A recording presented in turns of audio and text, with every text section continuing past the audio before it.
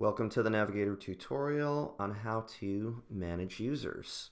So how do we manage users? First we go under Client Administration, and then we're going to go into Manage Users. So we are going to see, once we click Manage Users, a list of the users for the particular client, and we've got a Create User button. So what we would do is Create User, and then it's going to take you to step 1. For the username, you're going to enter the email address of the person that you're trying to add. You're then going to add their first name, get their last name, and their email. Once you enter the username, the first name, the last name, and the email, you'll hit the Continue button. What shows up is a list of options. These options will either give access or restrict access to the user that you're trying to add. In this scenario, I've given access to this user for all of these settings. The big thing to take away from any of the reporting functions and access is the individual interviews. Access to the individual interviews should not be taken lightly. If you feel a user shouldn't have access to it, do not give it to them. People who need to see what the interview responses are should have access to them. It's just something to consider, but everything else within the reporting function should be checked off. So if you don't want to give person access to the individual interviews, just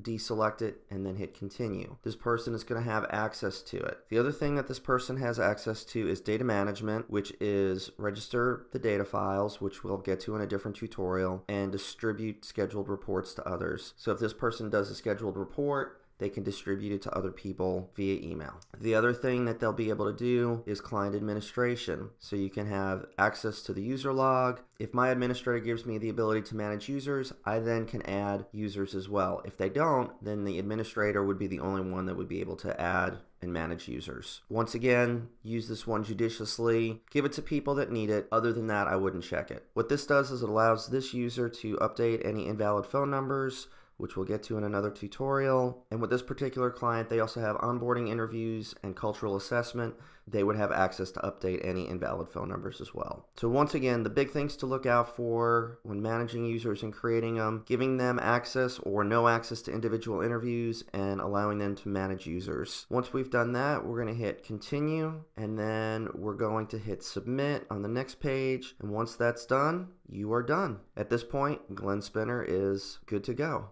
Thank you for joining this Navigator tutorial.